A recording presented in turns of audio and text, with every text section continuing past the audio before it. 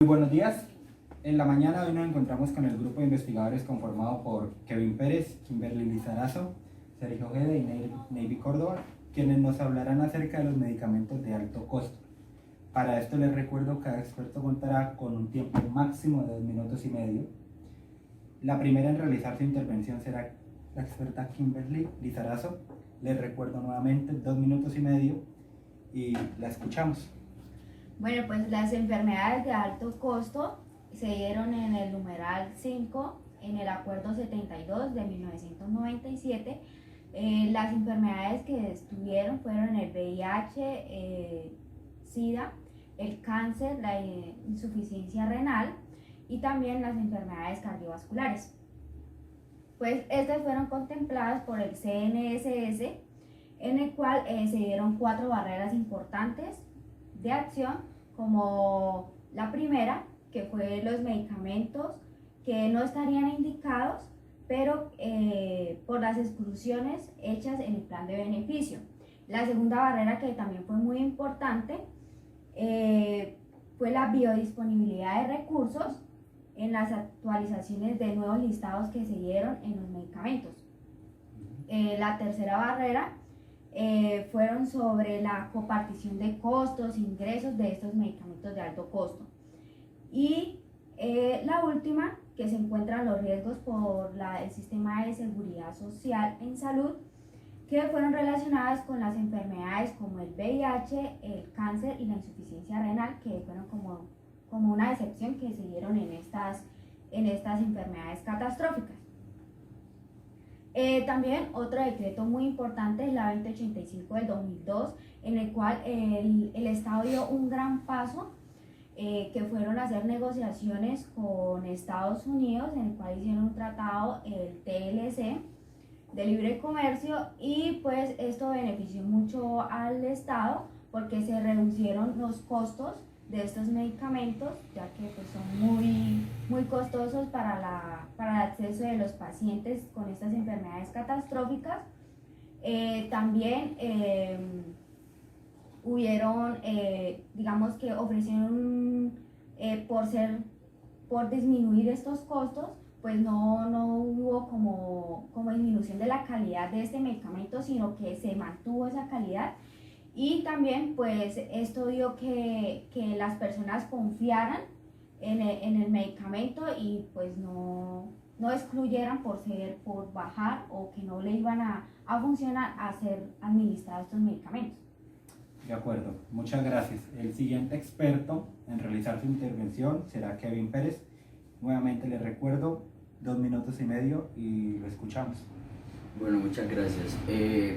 Me gustaría tocar lo que la experta aquí nos hablaba y tocar el año 2004, en el cual el Estado colombiano decide realizar un estudio sobre el sistema de medicamentos de alto costo, en el cual se logra evidenciar 2 problemas importantes. El primero de ellos es el manejo de medicamentos genéricos, pues se cree, o la población colombiana cree, que el medicamento genérico no causa la acción terapéutica deseada, debido a que como era genérico, o lo que se dispensaba en ese momento era genérico y no de marca, la población colombiana tomó esa idea de que el medicamento genérico no iba a causar esa acción terapéutica. Por esto el Estado colombiano decide asociarse con lo que es el INVIMA y decide mejorar los estándares de calidad del medicamento genérico, demostrándole a la población colombiana que el medicamento genérico sí causa la acción terapéutica deseada para las acciones y enfermedades catastróficas.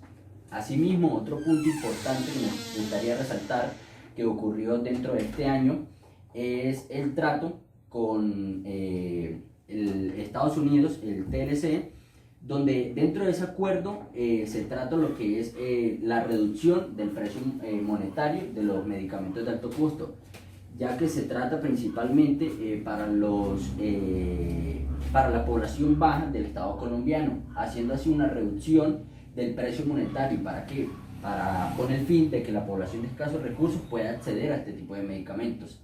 Asimismo, sucede con lo que es el año 2007, donde la ley 922 el Estado decide realizar unas normas de atención integral para las personas que están o no vinculadas al régimen. Esto quiere decir que toda persona que presentaba una enfermedad catastrófica, estuviera o no vinculada, debía tener acceso a las entidades promotoras de salud, dándole así atención a lo que es atención médica, de hospitalización, estudios clínicos, laboratorio. En ningún momento se le podía negar el acceso a estas personas, ¿sí me voy a entender? Principalmente a las patologías de lo que fue el VIH-Sida.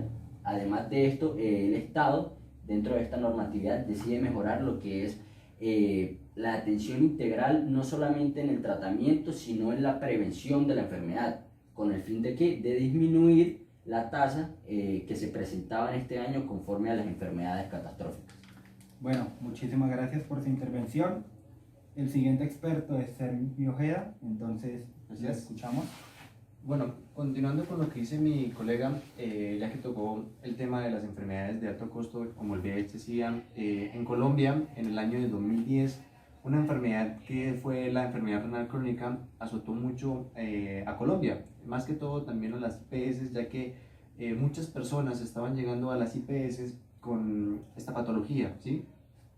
Llegaban a las IPS y las IPS no les podían dar respuesta de medicamentos o tratamientos, por lo cual sale el decreto 861 del 2010 que dice que el Estado está obligado a financiar lo que vendría a ser la enfermedad renal crónica y por medio del FOSIGA, lo que permitió que muchas personas que tuvieran esta enfermedad renal crónica llegaran a las IPS y les dieran solución, ¿sí? Los ayudaran con su problema, y más porque si había financiamiento, si obviamente hay financiamiento, pues está el dinero para los medicamentos de alto costo que necesita esta enfermedad, ¿sí? Tocando otro punto importante, como vendría a ser el decreto 1954 del 2012, que a mi parecer es un decreto de mayor vitalidad en lo que viene a ser Colombia, porque dice el decreto que obliga a lo que vendría a ser el reporte de las enfermedades de alto costo, ¿sí? Para que sean acogidas por el FOSIGA, o sea, que puedan financiarse, y los medicamentos que no estaban incluidos en el plan obligatorio de salud, pues se incluyeran en ese plan obligatorio de salud. A mi parecer, esta norma o este decreto llegó lo que vendría a ser un poco tarde, porque como podemos identificar, o sea, estas enfermedades no se han dado ahorita en el 2012, ¿sí? Sino vienen desde tiempos 2004, 2005, ¿sí? La pregunta es ¿qué hicieron esas personas en esos años cuando no tenían ese acceso suficiente, ¿sí? Con el decreto 1954, pues lo que hicieron las personas fue beneficiarse aún más. Sí está el decreto, pero lo que nos falta es que al momento de implementarlo, al momento de ir al hecho, ¿sí? No solamente la palabra, tenemos que identificar y mejorar muchas prácticas para que la norma y el cumplimiento sean eficaces los dos. Bien, muchas gracias por su intervención. Para finalizar, escucharemos a la experta Navy Córdoba. Les recuerdo, 2 minutos y medio, comenzamos ya. Bueno, por mi parte, voy a tocar 3 acontecimientos muy importantes que se encontraron a lo largo de esta investigación. El primero de estos fue cuando surgió el decreto 2338 que se dio en el año 2013. ¿En qué consiste este decreto y de qué nos habla?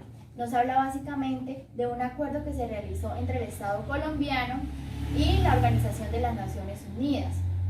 ¿En qué consistía este acuerdo? Básicamente consiste en que la ONU le exige al Estado colombiano mantener o disminuir la prevalencia de casos de VIH en el país y facilitar el acceso a los medicamentos de alto costo, es decir, a su tratamiento. ¿Pero qué recibe el Estado a cambio de cumplir con este acuerdo?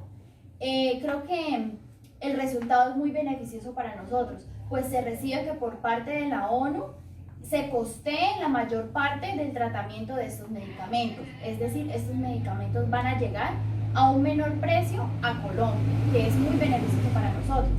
El segundo acontecimiento que quiero tocar es la ley 247 de 2015, que obliga y responsabiliza a las EPS, IPS y en general a todas las entidades prestadoras de salud que estén encargadas de reportar los casos no solo de cáncer y VIH, sino en general de todas las enfermedades huérfanas y catastróficas que, como bien sabemos, representan medicamentos de alto costo. ¿Para qué? Para que estas también sean encargadas de permitir una cobertura y acceso tanto a diagnósticos, servicios financieros y sobre todo el tratamiento a pacientes que lo requieren. Finalmente, me parece muy importante tocar el decreto 0718 de 2015, que fue el que permitió que en Colombia se realizaran los debidos estudios a los medicamentos biosimilares. Sabemos que con los medicamentos biosimilares se reducen los costos en estos medicamentos y en el acceso, pues estos significarían la parte genérica de los medicamentos de alto costo. En conclusión, ¿qué significa esto? Que se reducen los costos en los medicamentos y aumenta la accesibilidad de los pacientes a este tipo de medicamentos. Bueno, muchas gracias. Entonces, ya para finalizar este panel, me gustaría que alguno de los expertos nos diera una conclusión sobre el tema. Por ejemplo, Sergio. Claro, sí, señor. Bueno, durante la investigación realizada podemos identificar que los medicamentos de alto costo han sido posicionados dentro de un índice de mayor patología en lo que vendría a ser Colombia.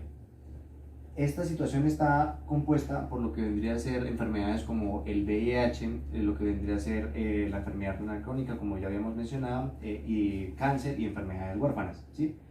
Que lo que hacen es poner en riesgo la salud de los colombianos, ¿sí? Entonces podríamos concluir esta premisa que acabo de decir.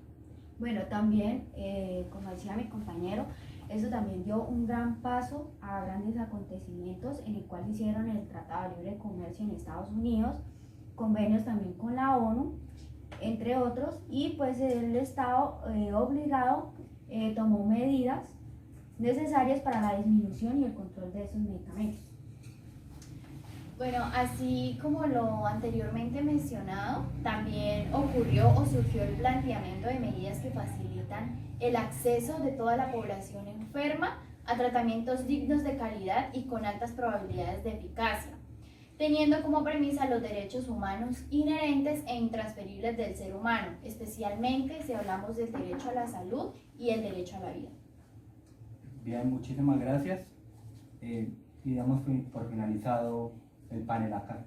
Que tengan un buen Muchas día. gracias. Muchas gracias. Hasta luego.